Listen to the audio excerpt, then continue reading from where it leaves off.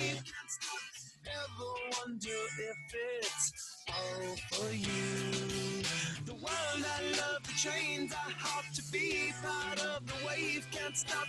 Come and tell me when it's time to sweep out.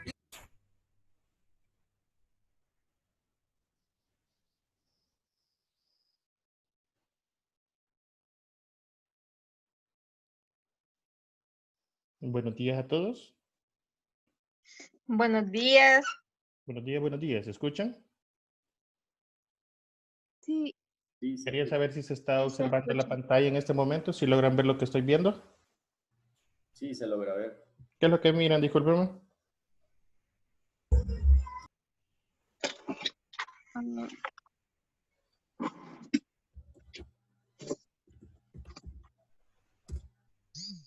No, ay, no sé. ¿Están viendo la imagen de PowerPoint o no están viendo nada ahorita? Perdónenme. Sí, doctor, se ve la Ah, diapositiva de dengue ok, en perfecto. pequeño, ¿verdad? Ok, perfecto.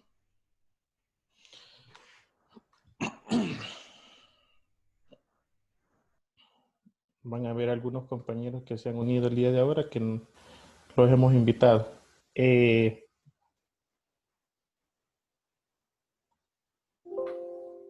Bueno. Ya se está grabando. ¿Me aparece el icono que está grabando? Sí. Sí. Ok, perfecto. Entonces sí, no hay ningún problema. Tenemos 42 participantes. Solo vamos a esperar que lleguen un poco más y vamos a iniciar.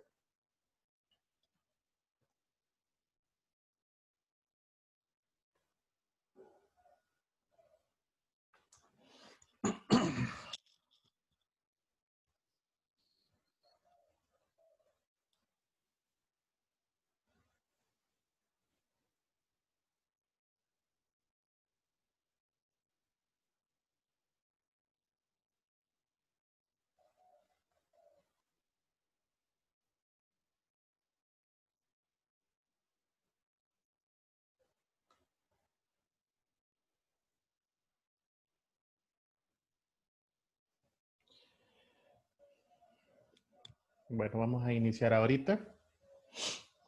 Están viendo la presentación de dengue, ¿verdad? Solo para confirmar. Sí, doctor. Sí. Ok. Sí, doctor. Vamos a iniciar. Buenos días a todos. Al disculpas del caso, ahora es 23 de mayo del 2020.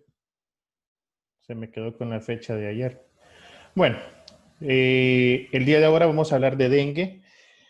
Nos vamos a encargar de hablar sobre la fisiopatología de dengue, que es lo que nos interesa especialmente.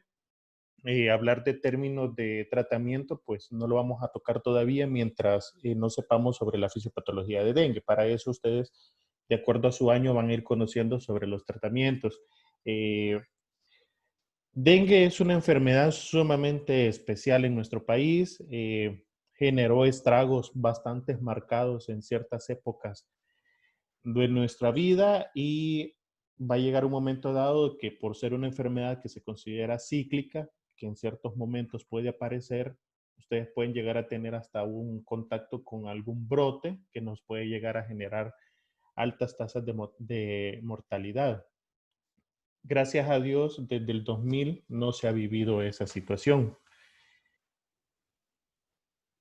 Ok. Para manera introductoria, es la enfermedad febril más frecuente que es transmitida por vectores en nuestro país. En El Salvador, pues como se los mencioné, en el año 2000 fue la última, han habido epidemias en estos años atrás, pero la epidemia más mortal fue la del año 2000, donde tuvimos, según datos del Ministerio de Salud, estos datos se han extraído de los lineamientos técnicos para el manejo del dengue según el MinSal del año 2012. Todavía no hay lineamientos nuevos, hay algunos esbozos de ciertas recomendaciones, pero este dato epidemiológico se toma del año 2012. Aparecen los lineamientos técnicos del 2012 y se obtuvieron 26 fallecidos. En realidad, pues no estoy tan satisfecho porque creo que fue un poco más. Lo que sí fue un brote bastante marcado, fueron 3.238 casos confirmados según el MinSal. Desde el año 2000 se están circulando los 4 serotipos del dengue. En el año 2000 fue el año en el cual se detectó que el serotipo DEN2, ya van a ir conociendo ustedes sobre los serotipos, fue el que realizó más estragos. Esta enfermedad está relacionada altamente con determinantes sociales, micro o macrofactores, como vamos a ir viendo más adelante, que son sociales, ambientales y económicos. Esto influye notablemente. No es lo mismo una ciudad donde tengamos nosotros una arquitectura mucho más adecuada para la población, donde existe absorción de agua, donde existe mayor limpieza, o una zona en la cual existe acumulación de agua, mayor proliferación de mosquitos o zancudos, y que esto nos va a aumentar las tasas de reservorios de este mosquito transmisor. Ok, antes de continuar, esto es muy importante que ustedes lo conozcan. Se los traje porque hablar sobre enfermedades vectoriales, ustedes tienen que conocer que la Organización Mundial de la Salud nos divide en ciertas áreas. Por ejemplo, lo que ustedes ven, todo rojo, pues al lado izquierdo, todo el continente americano, solo Groenlandia, que esa se considera parte de la región europea. Todo el continente americano es conocido como región, como la misma palabra lo dice, americana, pero ya cambia la situación cuando nos vamos al otro lado del mundo, y ustedes van a encontrar de que las regiones tanto africanas se dividen en regiones diferentes. También las regiones del sureste pueden ser sureste asiático.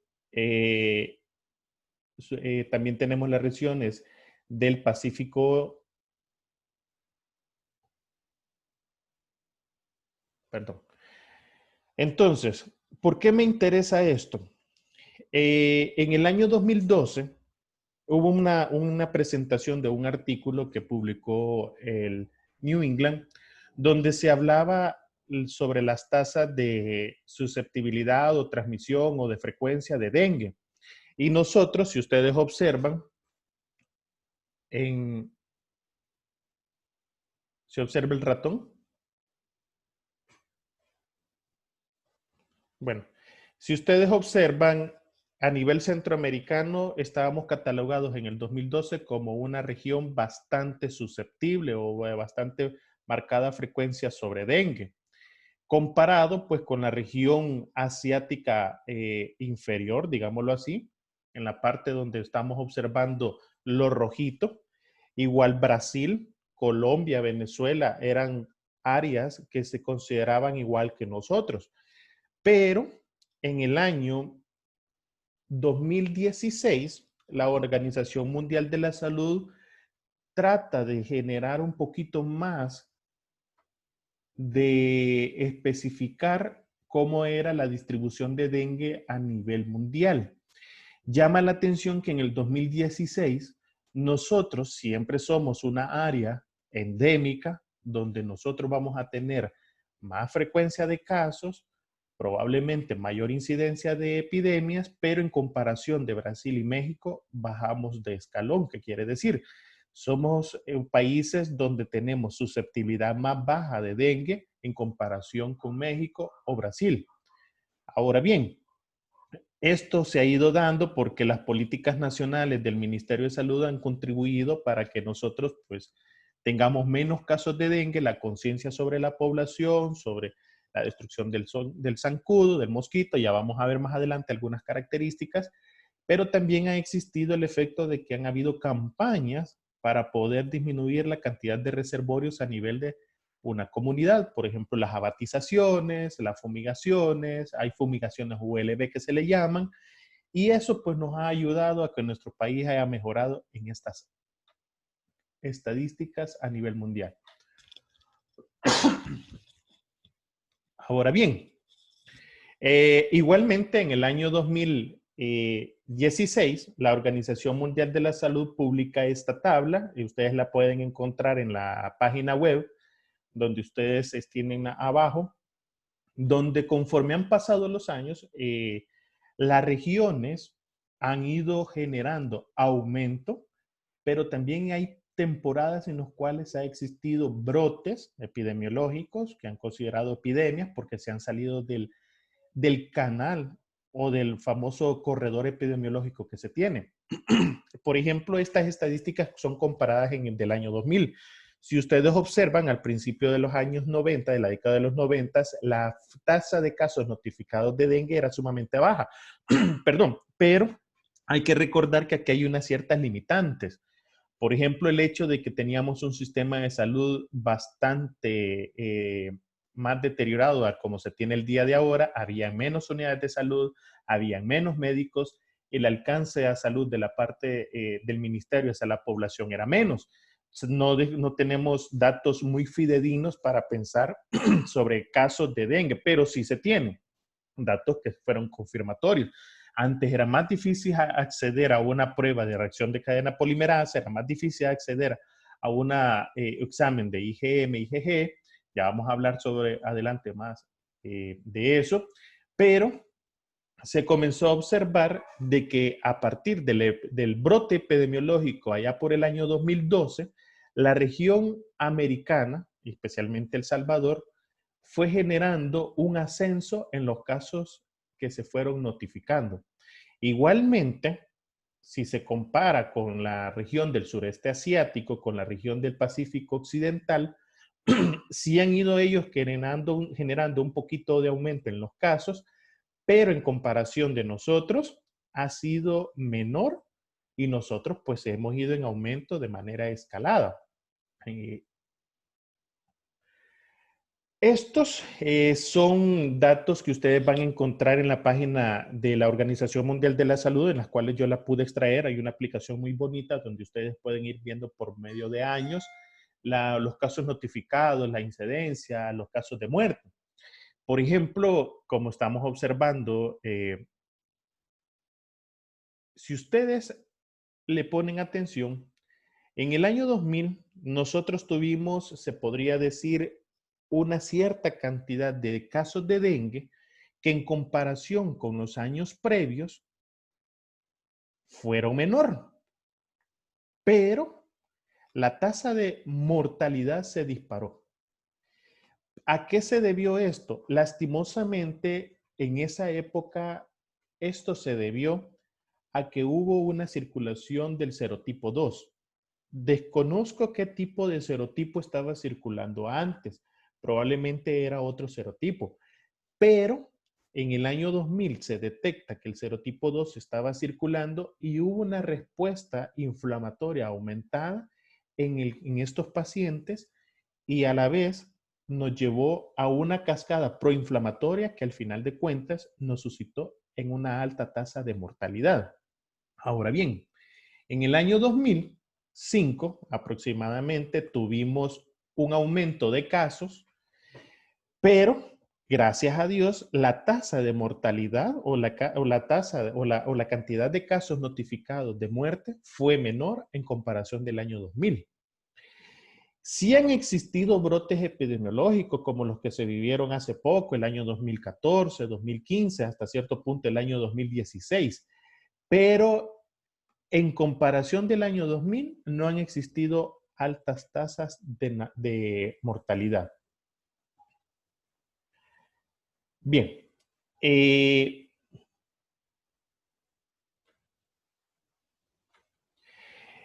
Esta es una estadística mucho más actual. El Ministerio de Salud, y ustedes cuando sean médicos de unidades de salud se van a dar cuenta de que esto es bien fundamental, especialmente por el hecho de que ustedes se van a ir guiando de acuerdo a los corredores epidemiológicos y que cada día ustedes van a tener que estar llamando a sus IBASIS o a las regiones, algunos que van a ser directores médicos de unidades de salud, de equipos de los famosos ECOs, y se van a dividir en semanas epidemiológicas. nosotros aparentemente estamos viviendo ya una semana epidemiológica arriba de las 19. Entre el día 3 al día 9 hubo el reporte de estos datos y para el año, comparación del 2019 al 2020, estamos viendo que la tasa de casos sospechosos o la cantidad de casos sospechosos es casi similar. Ahora bien, casos probables de dengue, ya de por sí que uno dice, sí, hasta la semana epidemiológica 17, es mayor en el año 2019 en el año 2020. Casos confirmados han sido más casos confirmados en el año 2019 y el 2020. No estoy seguro si está influyendo la situación del SARS-CoV-2 que está circulando en el país junto con la presencia del desarrollo de la enfermedad de COVID. Puede existir que todas nuestras miradas nos estemos enfocando en COVID y que nos estemos olvidando de dengue. Igualmente, nos estaríamos hasta cierto punto olvidando de otras enfermedades como por ejemplo salmonela o la enfermedad de fiebre tifoidea. Y a esto hay que tenerle mucho cuidado. Según la semana epidemiológica hasta el año 2019, hasta la semana 18, se contaba con casos confirmados de dengue grave de 33 el año pasado. Hasta el año 2020, la semana epidemiológica 18, como ustedes pueden observar, solo han existido 4 casos de dengue grave confirmados. Tengo mis reservas sobre esos datos, pero hay que creer lo que pone el Ministerio de Salud. Este año, según los datos que reporta el boletín epidemiológico, no han existido decesos. El año pasado, hasta la semana 19, sí ya existía un deceso. Vaya. ¿Sí se observa la presentación? ¿No tenemos ningún problema ahorita? No, sí, Sí se ve. se observa. Perfecto. Entonces, vamos a hablar sobre el virus del dengue. Es bien bonito hablar sobre el virus porque si ustedes hablan sobre el virus van a poder entender sobre los serotipos. El virus del dengue, como la palabra lo dice, nos va a generar una enfermedad febril. Este virus pertenece a la familia Flaviviridae del género Flavivirus.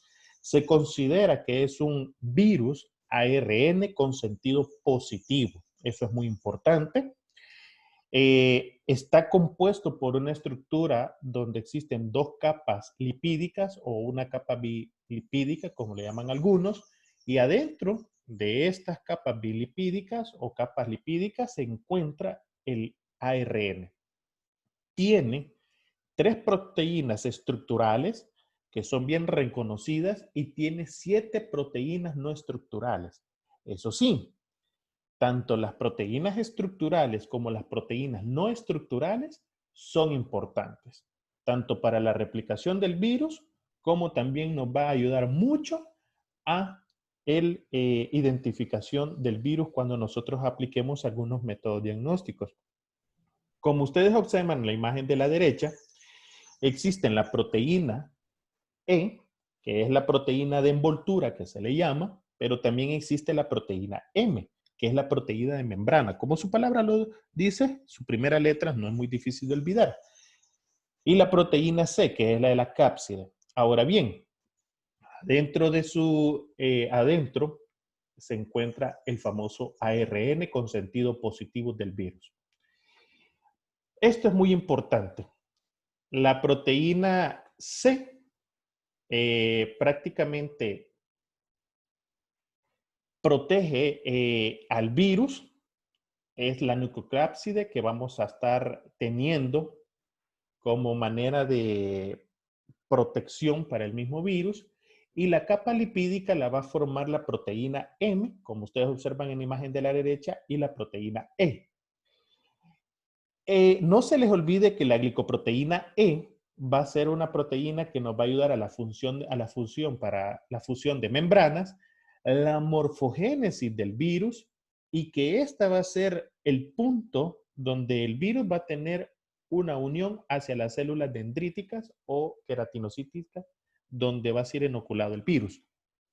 Ahora bien, la proteína E de envoltura es la que establece el serotipo. Si nosotros llegamos a desarrollar inmunidad porque nos dio dengue, esta va a estar mediada por anticuerpos neutralizantes, que ya vamos a hablar más adelante, pero estos anticuerpos neutralizantes van a estar dirigidos contra la proteína E. Recuerden que la proteína E es la que va a dar la función de membrana, la morfogénesis, la unión. Y esto es muy importante porque si nosotros tenemos anticuerpos neutralizantes, vamos a poder detener, por decirles así, al virus, siempre y cuando sea el mismo serotipo que nos está dando. Ya vamos a hablar más adelante sobre esa situación. Las proteínas no estructurales son 7, como habíamos mencionado, pero estas son las más importantes. Y la NS1 va a presentar 3 formas. Una de las formas va a estar localizada en el retículo endoplasmático, la otra va a estar anclada a la membrana y la tercera forma va a ser la que está secretada, que esta se considera que está en el espacio extracelular y es la que genera la estimulación del sistema inmunológico de la persona. Ahora bien, las inmunoglobulinas pueden provocar una lisis mediada por complemento y dependiente de anticuerpos. Y por eso se puede estar relacionado o se puede estar explicando el daño endotelial. Ya vamos a hablar más adelante de esto, solo es para que ustedes no se les olvide. Pero recuerden, proteína no estructural NS1, que esa es la que más importa en este momento. Alguien me dibujó la pantalla. Ahora bien, la NC2 es la proteína integral de membrana, que este es muy importante porque nos va a dar una participación en la replicación del ARN. La NS5 es la que nos va a dar la síntesis de ARN y esta tiene una función bien importante porque nos va a bloquear el interferón.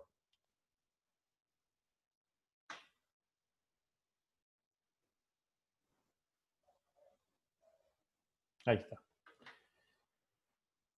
Bien. Los 4 serotipos conocidos del ciclo humano son genéticamente distintos, pero son sumamente importantes. Hay un serotipo que es el considerado el DEM5, que este no tiene importancia aparentemente hasta este momento de relevancia epidemiológica. Se considera que es selvático, fue detectado en el año 2013. Hasta el momento, los estudios científicos abogan de que es un serotipo que no tiene nada que ver con el ciclo humano. Desconocemos a este momento, ustedes ya se dieron cuenta que así como apareció el SARS-CoV-2, desconocemos si el DEM5 va a tener alguna implicación a futuro en nuestra población. Los serotipos que se considera que son parte del ciclo humano son, como la palabra lo dice, el DEM1, el DEM2, el DEM3 y el DEM4. Recuerden, como hemos visto anteriormente, ojo, quienes van a dar qué tipo de serotipo es, va a depender de la proteína E, que es la proteína de envoltura. El periodo de incubación. El periodo de incubación es bien importante. Los síntomas se van a presentar al cabo de un periodo de 4 a 10 días después de la picadura de un mosquito infectado. La enfermedad comúnmente puede durar de 2 a 7 días, pero hay casos que según hallazgos de laboratorio, nos indica que la enfermedad puede durar hasta 10 días. Ojo, un mosquito infectado puede transmitir el agente patógeno durante toda la vida. Por eso es que es importante destruir el zancudo. Ahora bien, transmisión. Arriba tenemos el famoso Aedes albopictus y abajo tenemos el Aedes aegypti. Existe un periodo de incubación extrínseca. El periodo de incubación intrínseca es el de nosotros, el que hemos ido hablando, que es un periodo de 4 a 10 días. El periodo de incubación extrínseca es donde el virus va a replicarse en el zancudo, que este puede variar de 8 a 12 días. Muy importante, después de picar a una persona infectada por dengue, el mosquito no va a transmitir el dengue hasta que éste haya tenido su periodo de incubación extrínseca. Después de este periodo de incubación extrínseca, el mosquito sí puede picar. Se considera que el huésped o reservorio somos nosotros. El Aedes aegypti es la hembra el cual nos va a ocasionar la enfermedad. Según estudios científicos, estos zancudos pueden viajar hasta medio kilómetro. Hay datos más específicos como el que menciona el Dynamed, que son 512 metros. La Aedes aegypti es el que está asociado a epidemias de rápido movimiento, o sea, brotes epidemiológicos en los cuales ustedes comienzan a tener que los casos se disparan, y el Aedes albopictus, el Policynesis y el Scuteia laris están asociados a brotes de movimiento lento. De repente se ve un caso, de repente se ve otro caso, pero no tenemos un brote epidemiológico marcado. Otros mecanismos de transmisión que están presentes son, aunque ustedes no lo creen, y que sí están, digámoslo así, publicados por revistas científicos, es la de transfusión de sangre. Algunas veces se ha asociado al trasplante de órganos, pinchazos de agujas, salpicaduras de sangre hacia las mucosas, y existen casos reportados o sospechosos de transmisión vertical. Estos casos de transmisión vertical madre-hijo va a depender de que exista una carga virémica sumamente alta en el momento del parto, aunque la evidencia todavía es limitada. Pero tenemos estas publicaciones que nos despiertan un poco el interés y a la vez nos hacen pensar de que el dengue se puede transmitir a través de otras vías. Por ejemplo, en el año 2017, la revista de enfermedades infecciosas pediátricas publicó que existía una relación de transmisión vertical del virus del dengue en el periodo periparto y que se había detectado la enfermedad en recién nacidos. Asimismo, hubo un cambio en la percepción y se comenzó a hacer investigación desde este momento sobre la transmisión vertical a través de la leche materna. Un dato más reciente es el del año 2019, como ustedes observan al lado de la región superior derecha. Esta revista publicó una serie de casos, un caso donde existía transmisión sexual de una mujer a un hombre del virus del dengue. Y si ustedes observan, pues los autores fueron de origen asiático.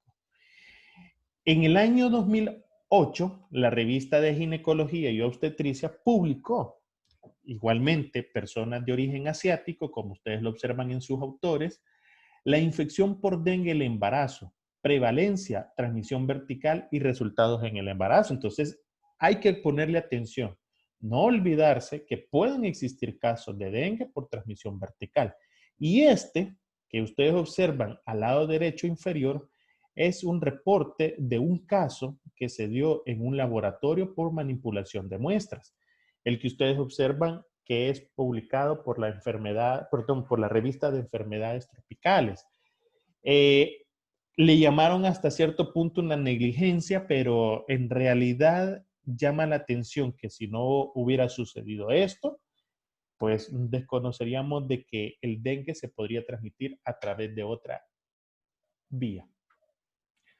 Factores de riesgo para dengue tenemos muchos, especialmente países de regiones tropicales y subtropicales son los más susceptibles. Las áreas rurales, lastimosamente el alcance hacia esas áreas por parte de la mano del Ministerio de Salud puede ser un poco más limitada.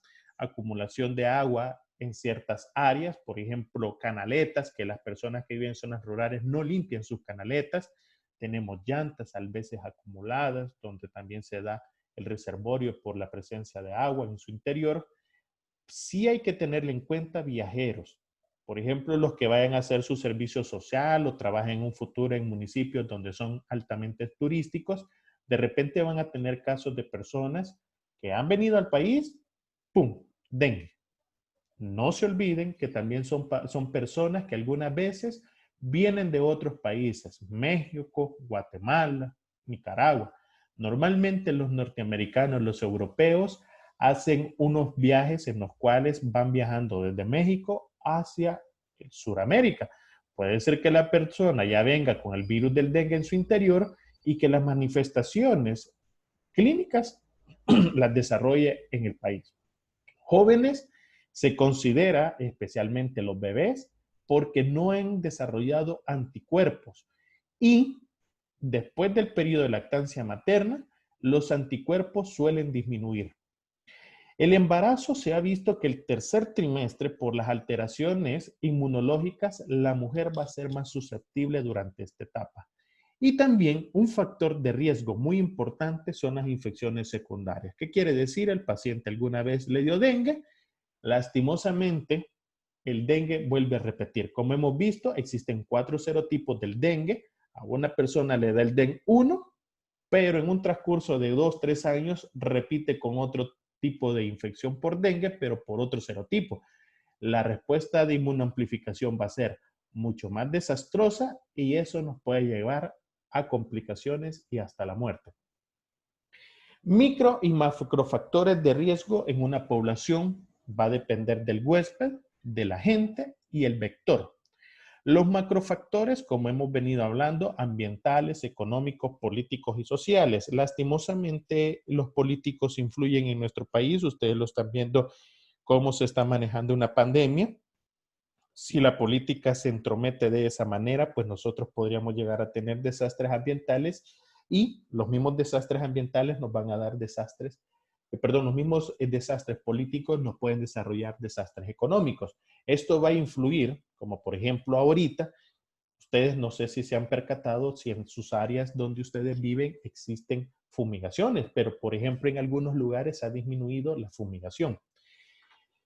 Los microfactores del huésped o individuales del huésped se van a deber de género y edad, aunque no hay datos estadísticos de cuántas mujeres y cuántos hombres, por lo menos en nuestro país, han sufrido dengue. Si la mujer o el hombre presenta enfermedades premórbidas, como por ejemplo diabetes, hipertensión, mayor alta tasa de infección o mayores complicaciones. La susceptibilidad innata a la infección influye. El estado nutricional es sumamente importante. No es lo mismo combatir una enfermedad con un estado nutricional muy bueno a un estado nutricional deteriorado. El nivel inmunitario y antecedentes de infecciones previas a serotipos del dengue. Se nos acaba la presentación. Vamos a regresar con la otra en unos minutos.